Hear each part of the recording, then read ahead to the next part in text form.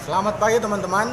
Di sini kami akan mempresentasikan CGR yang telah diberikan kepada kami mengenai hukum keadilan sosial dan pembangunan global dari Jurnal Hukum Elektronik tentang akses keadilan agraria di Sumba, Indonesia Timur. Adapun anggota kelompok kami adalah saya sendiri, Andreas Sitompul, Anissa Stefani Ginting, Angelia Tarigan, Luciani Limbong, Indah Nuraini, Andreas Rajagugu, dan Krisnawati Manurung. Untuk selanjutnya kami berikan kepada kesempatan Anissa Stefani untuk memaparkan materinya. Jadi di sini saya akan membahas tentang pendahuluan.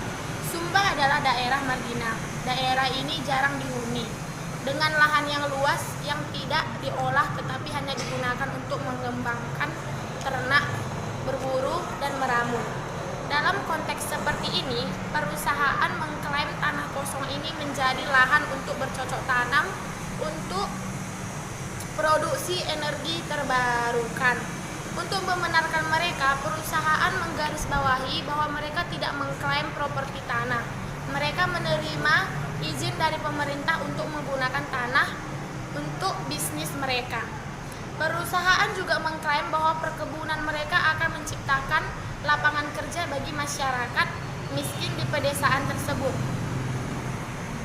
Penelitian ini dimaksudkan untuk menguji bagaimana penduduk lokal di Sumba menggunakan sarana hukum protes terhadap dampak negatif dari pembukaan tanah yang dilakukan di Sumba di perkebunan mereka. Sementara praktik dan hukum adat mengatur penggunaan dan distribusi lahan di pulau ini, namun dikerangkakan oleh hukum adat. Penelitian ini berfokus pada 4 masalah. Yang pertama, kehidupan nyata, masalah yang berkaitan dengan tanah yang relatif miskin dan orang-orang yang kurang beruntung. Yang kedua itu karakteristik hukum lokal. Yang ketiga, pilihan mekanisme peraturan sengketa tanah di Indonesia atau konflik tanah. Yang keempat itu pengalaman praktis dengan agribisnis akuisisi lahan skala besar. Maka dilanjutkan oleh Indah Sikumbang. Di sini saya akan membahas tentang mengkontekstualisasikan keadilan nasional. Persepsi keadilan berkenaan dengan masalah pertanahan, proses yang menyebabkan ketidakadilan, kehilangan akses pada tanah dan lembaga-lembaga yang bisa memberi ganti rugi atas ketidakadilan. Mengambil fokus keadilan pada agraria, masalah penelitian menyangkut pada rasa ketidakadilan yang dirasakan orang miskin yang dirugikan di Sumba untuk menggunakan tanah pada mata pencaharian mereka. Para petani dan keluarga mereka mengklaim bahwa mereka tidak memiliki akses yang memadai dan tidak dapat memanfaatkan tanah itu untuk mencari nafkah. Terutama orang miskin yang kurang beruntung yang mendapatkan ketidakadilan, mereka yang membuat keluhan kepada lembaga negara yang diharapkan didengar untuk mendapatkan perilaku yang tepat kepada mereka. Ketika masyarakat miskin pedesaan mencari solusi karena kurangnya akses ke tanah melalui hukum setempat, tindakan mereka yaitu melaporkan kasus ini pada bidang akses terhadap keadilan seperti yang digunakan oleh sosial hukum akademisi. Jadi orang-orang miskin bukan dapat memiliki akses keadilan itu tergantung pada substansi hukum yang mengatur dalam masyarakat itu sendiri, melainkan mereka mendapatkan dari prosedur hukum yang diimplementasikan. Selanjutnya akan dilanjutkan oleh Andreas Rajagugu. Oke, selanjutnya saya akan membahas tentang kemiskinan dan ketimpangan di Sumba. Secara tradisional, kekayaan seseorang terkait dengan kepemilikan hewan. Ternak adalah simbol status utama, komoditas utama dalam pertukaran seremonial dan bahan yang diperlukan untuk semua acara sosial. Karena konsensus diungkapkan melalui berbagai makanan dengan daging dan juga modal ekonomi yang dapat dijual di saat kesulitan. Ini menurut pendapat von Free 1980. Program pembangunan atau investasi komersial di NTT sering mengklaim tujuannya untuk mengentaskan kemiskinan dengan meningkatkan produksi atau menciptakan lapangan kerja di pedesaan. Distribusi manfaat yang pro miskin dari upaya-upaya ini biasanya telah merupakan asumsi implisit yang tidak diuji. Untuk mengatasi masalah distribusi ini, kita perlu mengidentifikasi siapa yang secara lokal dianggap kurang beruntung. Ciri dari masyarakat Sumba yang miskin itu sendiri yaitu dapat dilihat ketika mereka tidak memiliki semua jenis modal di Sumba. Modal budaya seseorang secara individu sangat ditentukan oleh posisinya. Dalam hierarki sosial tradisional, diferensiasi sosial populasi di Sumba adalah secara tradisional didasarkan pada kriteria etnis, kelas, jenis kelamin, dan generasi. Sebelumnya, hukum adat Sumba tidak ada yang sama, karena hak dan kewajiban tergantung sama pada posisi individu dalam sistem sosial tradisional. Bagi banyaknya orang yang tinggal di pedalaman Sumba, adat masih merupakan konteks normatif yang dominan. Namun kekuatan sejarah di Sumba telah membentuk masyarakat modern yang berinteraksi dengan tradisional, dan kebanyakan orang Sumba memiliki dan menggunakan identitas ganda. Itu maksudnya yang pertama didasarkan pada kekerabatan tradisional, yang kedua itu mengambil bentuk identitas modern orang Indonesia, warga negara dengan menganut agama dunia utama. Oke, selanjutnya akan dibahas oleh Luciani Limbo. Jadi di sini saya akan melanjutkan yang ketiga, yaitu tentang repertur hukum adat. Yang dimana repertur itu maksudnya rancangan permainan sandiwara hukum lokal. Di sini saya akan membahas bagian A, menurunkan dominasi hukum tanah adat. Yang bagian ini membahas tentang jadi yang dimana menurut orang Sumba dulu, jika ada permasalahan tentang tanah, maka yang terkait untuk menyelesaikannya itu yaitu aturan adat. Namun yang dimana Wakil Bupati Sumba Tengah mengatakan hasil risetnya yang dimana tidak ada permasalahan tentang tanah. Jikapun ada permasalahan tentang tanah, yang mengatasi permasalahan tersebut yaitu anggota klan. Anggota klan itu yaitu anggota-anggota yang terkait. Dan yang dimana juga anggota klan mendistribusikan kembali tanah. Mendistribusikan maksudnya melakukan tindakan cara yang secara adil. Jadi menurut mereka aturan adat tidak selalu memberikan arahan untuk menyelesaikan perselisihan terkait jenis penggunaan lahan. Dan bagian B-nya yaitu tentang mengembangkan pasar tanah, hukum negara, dan keadilan negara.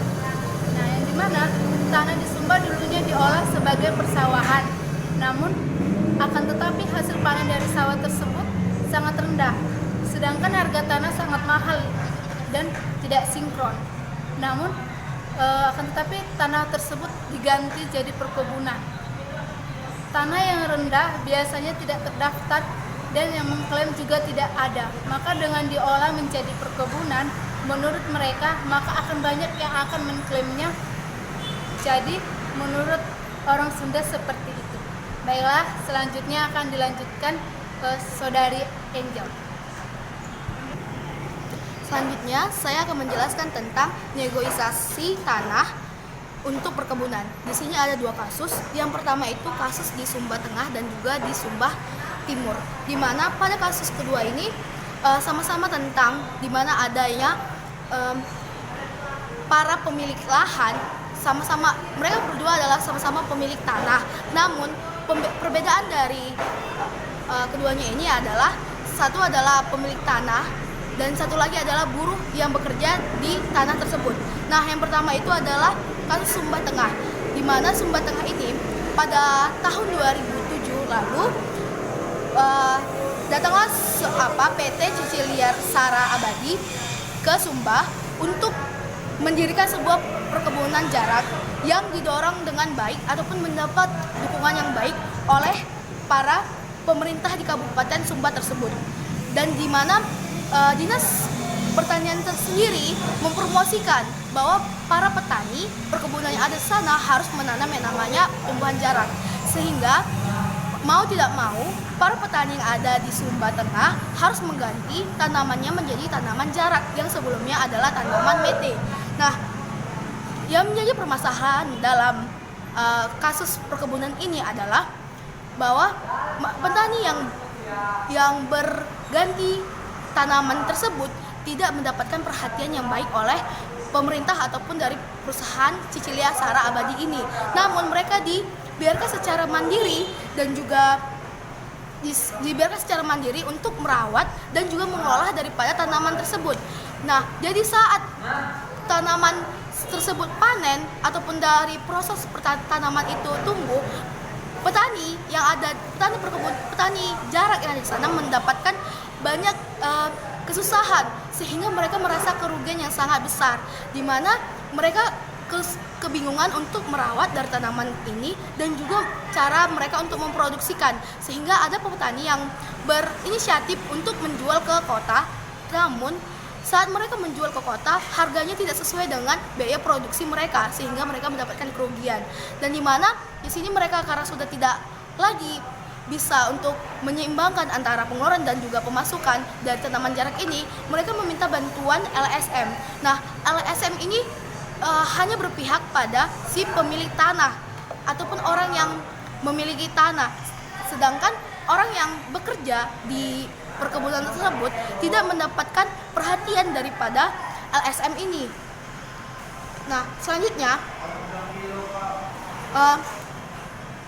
sehingga saat LSM ini berkembang dan juga daripada masyarakat yang memiliki lahan, pertanian di sana semakin berkembang, sehingga membuat pertanian di sana menjadi lebih baik dan juga menarik perhatian dari perusahaan tersebut untuk menawar ataupun meminjam ataupun menyewa daripada lahan-lahan tersebut. Namun dari pemilik tanah ini tidak berkeinginan untuk menyewa lahan pertaniannya itu, karena mereka sudah beranggapan bahwa lebih baik pertanian ini dikelola sendiri karena keuntungannya lebih jauh lebih besar daripada mereka menyewakan. Namun dari kasus Sumba Tengah ini kita dapat melihat bahwa yang mendapatkan keuntungan di sini adalah tetap dari si pemilik tanah, sedangkan masyarakat yang bekerja sebagai buruh di sana terbengkalai. Nah, kasus yang kedua adalah Sumba Timur. Pada Sumba Timur ini terdapat 75 sertifikat tanah yang diberikan kepada masyarakat dengan satu sertifikat tanah diberikan 2 hektar tanah. Lalu sertifikat ini digunakan oleh para pengusaha untuk meminjam uang ke bank. Namun semakin lama masyarakat tetap merasakan kerugian, sehingga mereka mengadu ataupun meminta bantuan kepada pemerintah dan mengadukannya kepada seorang bupati yang ada di Sumba Timur. Dan kebetulan Bupati Sumba Timur ini merupakan masyarakat ataupun masih keturunan raja yang ada di Sumba Timur, sehingga bupati ini lebih berpihak kepada masyarakat yang memiliki tanah. Dan jalan keluar yang diberikan oleh Bupati Sumba Timur ini adalah dengan memberikan ganti rugi sebidang tanah kepada masyarakat untuk sebagai kompensasi ataupun ganti rugi yang bisa untuk tidak menjadi kerugian bagi masyarakat yang memiliki tanah. Nah, tapi kita lihat lagi pada buruh yang bekerja di lahan itu, awalnya mereka mau ataupun menyetujui dengan hal tersebut, tapi lama-kelamaan mereka merasa rugi karena upah yang diberikan itu tidak secara teratur dan juga upahnya musiman. Jadi pada kasus Sumba Timur dan Sumba Tengah ini sama-sama di mana mempunyai kasus, tetapi kasusnya ada yang pemilik tanah dan juga buruh. Nah, pada pemilik tanah mereka mendapatkan haknya, mereka bisa mendapatkan dibilang keuntungan daripada musyawarah ataupun argumen yang mereka ajukan. Namun pada kelompok buruh yang bekerja di lahan tersebut, mereka tetap tidak mendapatkan haknya dan tetap merasa kesusahan dengan hal tersebut. Nah, oke, selanjutnya teman saya akan melanjutkan, yaitu Andreas Tompul. Nah, selanjutnya yang dari pembahasan kami adalah mengenai kesimpulan akan saya bahas atau akan saya simpulkan. Penelitian dari jurnal ini dilakukan oleh para pekerja di Sumba perusahaan PT Cecilian Sarah Abadi, yang dimana mereka di sana bekerja dan kemudian mereka membuat suatu penelitian tentang permasalahan keadilan hukum agraria di sana. Dari penelitian yang mereka lakukan, bahwa mereka mendapatkan masalah tentang keadilan agraria atau keadilan tanah. Karena setelah seperti yang telah dibahas sebelumnya, bahwa ada permasalahan di dalam masyarakat lokal yang memiliki tanah di daerah Sumba tersebut, maupun baik di daerah Sumba Timur maupun di daerah Sumba Tengah. Permasalahannya sudah jelaskan tadi, bahwa mengenai dispensasi kepada mereka yang memiliki tanah atau tanah lokal di sana, atau hubungan mereka antara perusahaan dengan masyarakat yang memiliki tanah di daerah Sumba. Kemudian yang menjadi permasalahannya adalah di sini pertama masyarakat di sana atau buruh di sana menerima adanya PT Cecilian Sarah Abadi ini karena menjadi peluang kerja bagi mereka. Kemudian setelah mereka bekerja di sana, ternyata muncul masalah yang dimana bahwa mereka hanya bekerja musiman dan upah mereka tidak begitu jelas dari PT tersebut. Maka ini menjadi suatu masalah bagi mereka karena kurangnya kepedulian dari perusahaan akan gaji atau upah yang mereka miliki. Dan yang menjadi juga masalah adanya politisasi antara perusahaan, pemerintah, dan hukum adat. Hukum adat mengatakan bahwa adanya keputusan tanah masyarakat lokal digunakan itu menggunakan keputusan dari pemerintah kabupaten, sehingga untuk menyelesaikan dari masalah masyarakat Sumba itu melalui mediasi dari pemerintah kabupaten atau bupati yang menjabat pada masa itu, sehingga untuk menjadi solusi yang diberikan bupati adalah memberikan sebidang tanah kepada masyarakat lokal yang tanahnya digunakan agar mereka punya seperti jaminan atau agar mereka punya penghasilan. Itulah merupakan solusi yang diberikan pada masalah itu. Tapi ada juga tentang masalah-masalah politisasi, masalah hierarki pada masyarakat itu, bagaimana kekuasaan di masyarakat itu menguasai tentang konsentrasi ganti rugi yang diberikan oleh perusahaan tersebut. Mungkin cukup sekian presentasi atau pemaparan kami tentang materi kami pada hari ini. Kepada teman-teman yang ingin bertanya atau ingin menanggapi masalah CGR ataupun masalah kami ini, kami persilahkan kepada teman-teman. Terima kasih.